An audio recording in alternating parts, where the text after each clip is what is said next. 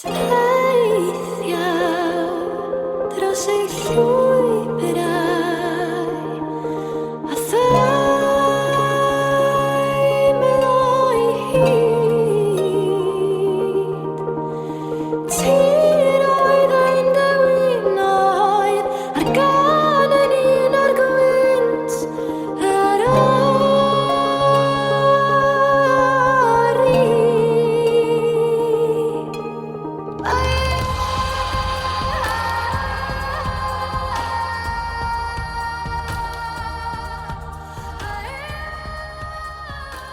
Croeso i'n podlediad newydd am 2025 a teitl y rhifyn yma ydy Ein Tirwedd, Ein Dyfodol. Angela Jones ydw i a fi yw pennaeth partneriaethau ar gyfer Awdurdod Parc Cenedlaethol Eryri. A dwi yma heddiw gyda Helen Pye, cyfarwyddwr cynorthwyol ar gyfer y maes ymgynghoriaeth i'r Ymddiriedolaeth Genedlaethol. Dyn ni am trafod rhai o strategaethau a chynlluniau newydd sydd yn cael ei lansio eleni gan Awdurdod Parc a gan yr Ymddiriedolaeth Genedlaethol. Strategaethau mawr ac yn cyffrous iawn, ond efallai mae o'n bwysig i ni cychwyn efo chdi, Helen, ac efallai allai di egluro be mae dy rôl di, be mae'n cyfro, ac efallai dydy pobl ddim yn deall yn union sut mae'r ymddiriedolaeth yn cael ei strwythuro. Be ydy'r maes ymgynghoriaeth yn golygu? Wrth gwrs, a diolch yn fawr i ti, Angela. Mae gymaint o bleser fod ar y podlediad a gael cyfle i ddal fyny eto. Nes i gychwyn hefo'r ymddiriedolaeth yn Mai 2023, so dwi wedi bod yna jyst dros flwyddyn a hanner rwan. Nes i cychwyn fel cyfarwyddwraig yn arwain y cyfarwyddiaeth ymgynghoriaeth mewnol. So hefyd yn y rôl, dwi'n gyfrifol am weithio gyda uwchreolwyr y tîm rheoli Cymru, a da ni'n arwain yr ymddiriedolaeth yng Nghymru a gosod cyfeiriad yn strategol, essentially. Ond o ran yr cyfarwyddiaeth ei hun, mae'n cynnwys yn gryno yr holl arbenigwyr yng Nghymru. So bob dim o, enghraifft, rheolwyr prosiect, cadwreithwyr, arbenigwyr mewn coed, pobl sy'n arbenigo mewn gwarchod adeiladau hanesyddol, swyddogion cyfathrebu a marchnata, arbenigwyr mewn codi arian ac arbenigwyr yn y busnes ymwelwyr. So bob math o arbenigwyr gwahanol. A mae'r tîm yn gweithredu dros ardal Cymru gyfan. Felly dwi wedi bod i bob cwr o Gymru dros yr blwyddyn a hanner diwetha. Waw, mae'n swnio'n hollol diddorol. A mae gorfod yn braint gweithio efo'r pobl ar y lefel yna, mae'n siŵr hefyd. Ac yn amlwg, Helen, nes ti deud i dal fyny, rhag ofn bod pobl ddim yn sylweddoli, mi oeddech chi yn rhan canolig iawn o Awdurdod y Parc Cenedlaethol am sbel hefyd. Ac wrth gwrs yn rheolwr llinell i fi, felly dwi'n rili falch i weld chi eto a cael y cyfle i dal fyny fel ti'n deud. Ec mae hwnna'n eitha diddorol hefyd. Be wyt ti'n gweld ydy rhai o'r pethau gwahanol a debyg o weithio efo'r ddau corff wahanol? Mae'n rhaid bod, dyn ni'n gwybod bod yr Ymddiriedolaeth Genedlaethol yn elusten a mae'r strwythur yn wahanol, ond os yna pethau, mae'n siŵr bod ti wedi sylweddoli yn reit fuan o'r pethau yna, debyg neu yn gwahanol? Mae'n cwestiwn rili diddorol, ac ar ôl gweithio i parciau cenedlaethol, o'n i'n Eryri am 10 mlynedd ac bron i 10 mlynedd, a wedyn Bana Brycheinio cyn hynny, a wedyn symud i mudiad a sector gwbl wahanol. Felly mae yna pethau sy'n hollol wahanol, a mae yna pethau sydd yn rili debyg hefyd. Un peth sydd yn gyson o ran gweithio i'r awdurdod a'r ymddiriedolaeth ydy, a un o'r pethau gorau ynglyn â'r swydd, ydy'r cyfle i weithio efo pobl sydd yn hollol angerddol ynglyn â gwarchod bob dim sy'n arbennig am Cymru, o diwylliant i treftadaeth i'r bywyd gwyllt, tirweddau Cymru. So mae hwnna yr un peth. Mae'r deddfa a'r pwrpasa'r dau mudiad yn syfrdanol o debyg, a deud y gwir. So jyst bach o cefndir i chdi, nath yr ymddiriedolaeth gael ei sefydlu yn 1894 gan ddynas o'r enw posh iawn, Octavia Hill, Ac oedd hi eisiau sicrhau fod pawb yn medru profi harddwch byd natur a cael mynediad i llefydd hanesyddol. A dyn oedd na ddeddf nath gael ei roi mewn lle yn 1917 yn gosod pwrpas sylfaenol yr ymddiriedolaeth. A na i ddarllen hwn allan achos dwi ddim yn cofio fo eto off top ym mhen. So, i hyrwyddo cadwraeth barhaol bydd y genedl, diroedd y adaliadau gan gynnwys adeiladau o harddwch neu diddordeb hanesyddol, ac o ran tiroedd i gadw cyn belled a bon ymarferol eu hagwedd naturiol, eu nodweddion, a'i hanifeiliaid a'i phlanhigion.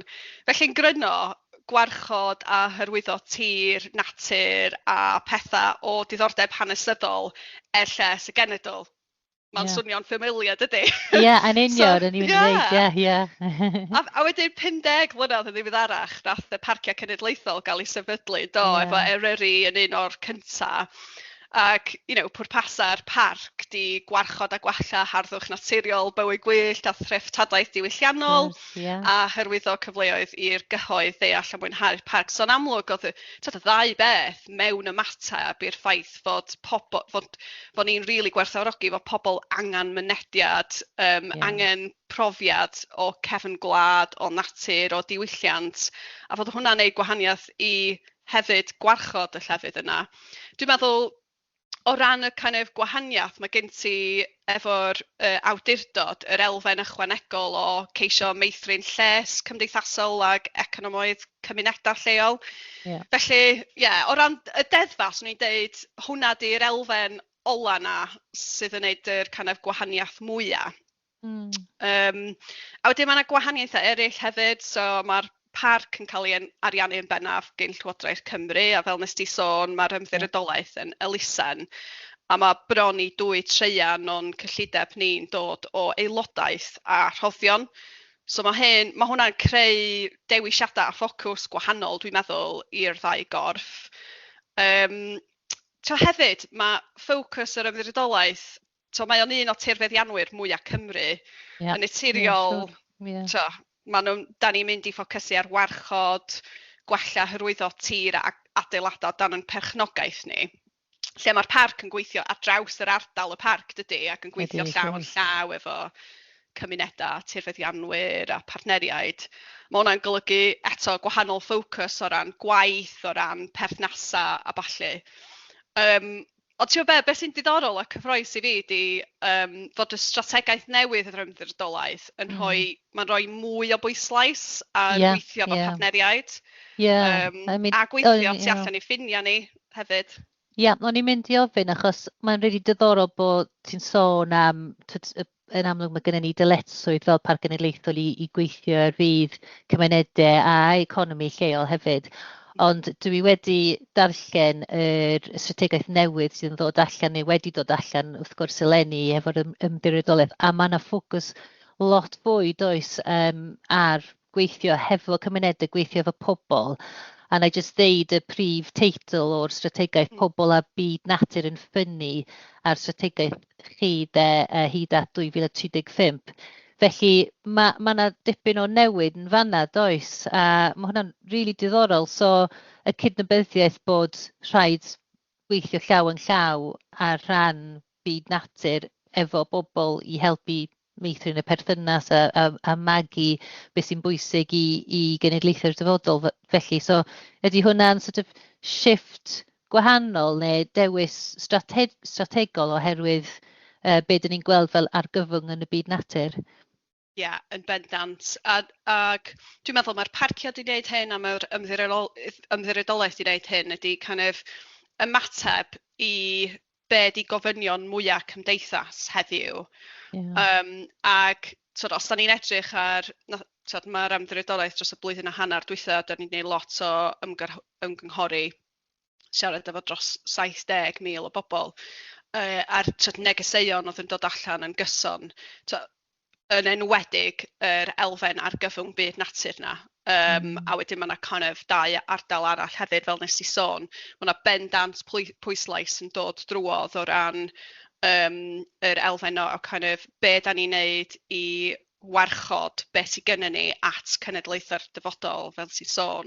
So ie, mae yna 3 nod uchelgeisiol iawn. Da ni'n bwriadu cyflawni erbyn 2050. So mae gen ti'r adfer byd natur. So dim yn unig ar dir yr ymddiriedolaeth, ond ym mhobman. Rhoi diweddar fynediad anghyfartal at fyd natur, harddwch a hanes. So mae hwnna'n mynd yn ôl at bwriad gwreiddiol Octavia Hill. A wedyn ysbrydoli miliynau yn fwy o bobl i ofalu ac i weithredu. So mae'n sôn dipyn bach mwy am be mae hwnna'n golygu in reality. So o ran yr elfen adfer natur, bwriad ni dros y 10 mlynedd nesaf. So mae gen ti amcan hir dymor 2050 a wedyn be da ni'n mynd i wneud yn y 10 mlynedd nesaf. Bwriad ydy adfer 250,000 o hectari o dir dros Cymru, Lloegr a Gogledd Iwerddon. So jyst i roed hwnna'n cyd-destun. Mae Eryri dydy'n 213,000 o hectari. Nes i edrych ar hwnna i fyny cyn y podcast. Achos o'n i'n cofio. Mae hwnna'n cynnwys pentrefi, adeiladau ac yn y blaen. Y ffigwr arall diddorol dwi wedi gweld ydy mae yna 90,000 o hectari o fawn yng Nghymru. So mae hwnna reidar fi. O ran, sa hwnna'n rhywbeth really diddorol i anelu at o ran adfer natur. Wedyn mae gen ti mynediad cyfartal at fyd natur. So di hyn ddim o reidrwydd am ddod â mwy o pobl i cefn gwlad. So fysa gwneud mwy o ran datblygu partneriaethau fel y partneriaeth sydd gennym ni efo Outward Bound yn Ogwen sy'n rhoi y profiad na i bobl ifanc o cefn gwlad sydd ddim o reidrwydd hefo'r cyfle yna. Mae hwnna'n ganolig i'r cynllun, ond mae o hefyd ynglyn â gwella mynediad pobl at natur a threftadau lle maen nhw'n byw. So meddwl am wneud mwy o gwaith mewn dinasoedd a trefi i wella hynny. So os ti'n meddwl am yr ochr carbon o pethau, da ni mor reidrwydd eisiau bod yn symud pobl ar draws y gwlad i bob man. So mynd ar atur iddyn nhw, de.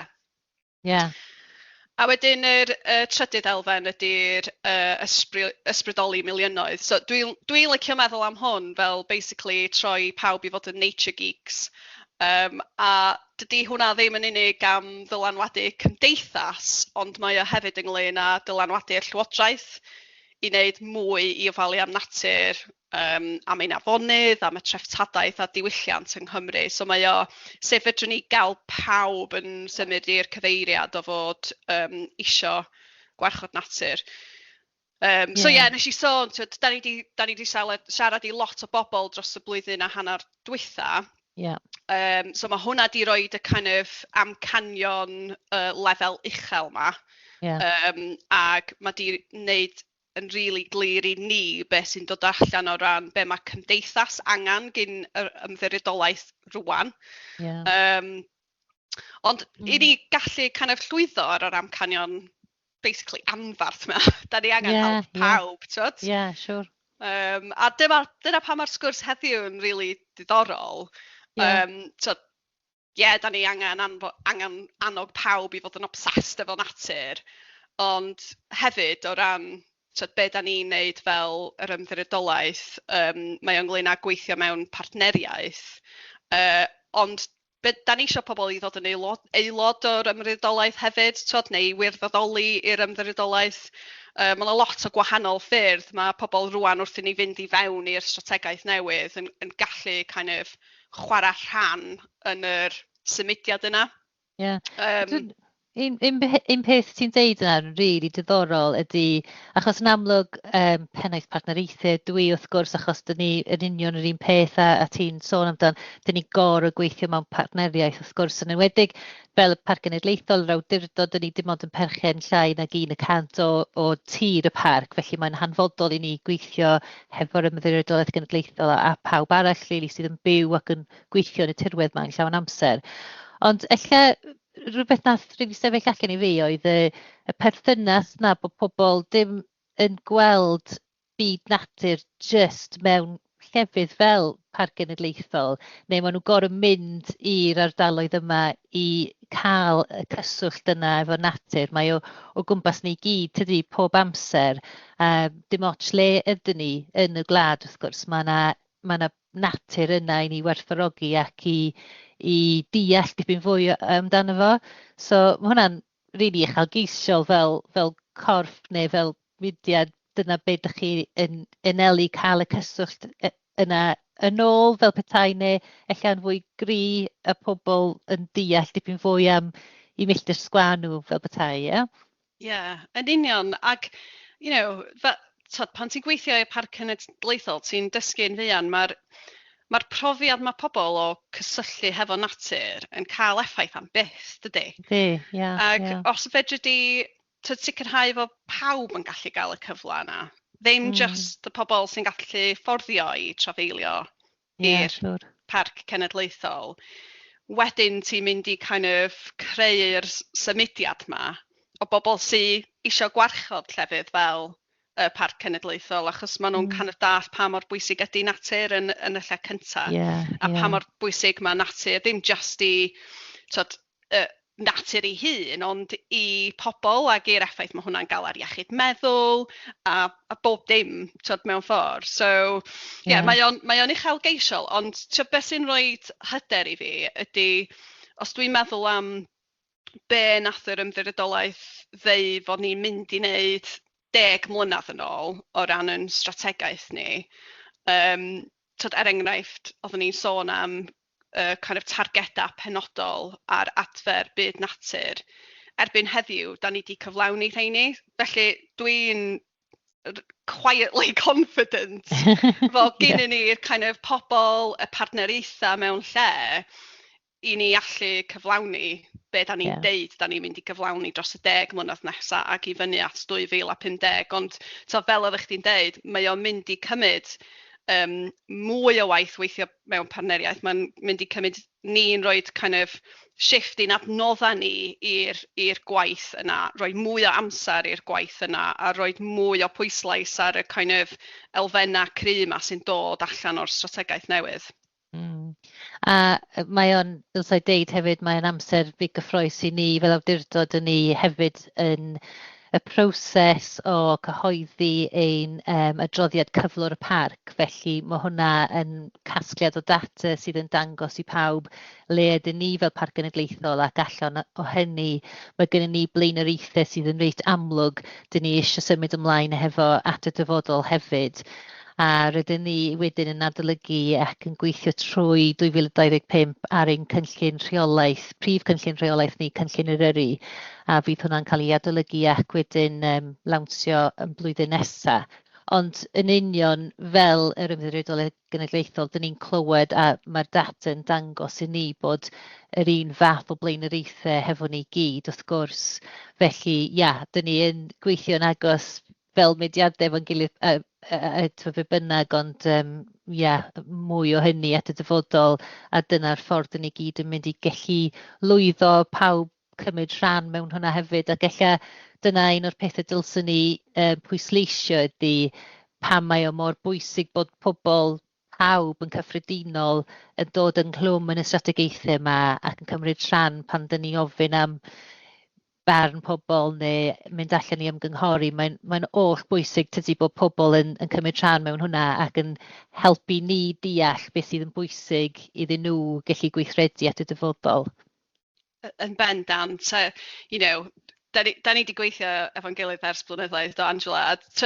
Mae'n anodd dydy, achos mae lot o ymgynghori yn mynd ymlaen efo gwahanol mudiadau. Dwi'n meddwl i ryw raddau, mae pobl yn meddwl, wel, be di'r gwahaniaeth mae be dwi'n mynd i ddeud yn mynd i wneud. Ond o weithio efo'r parc a rwan gweithio efo'r ymddiriedolaeth, ti'n gallu gweld, os mae pobl yn rhoi amser i fewn, i roi barn i ddeud be maen nhw'n wirioneddol eisiau gweld yn newid, be maen nhw eisiau ni flaenoriaethu, mae hwnna yn dilyn trwodd i fewn i kind of be ydy'r kind of blaenoriaethau at dyfodol. So mae o'n bendant werth dod yn rhan o unrhyw kind of ymgynghoriaeth mae'r parc yn neud os ni fynd ymlaen. Ac tydi fi, mae'n rili diddorol gweld beth sy'n dod allan o adroddiad cyflwr y parc o ran beth sy'n flaenoriaeth i chi, achos os yn bendant, os oes yna kind of, a mi fydd na bydd, achos mae'r pwrpasau mor debyg, lle mae'r kind of crossover yna, a sut, be di'r cyfleoedd i ni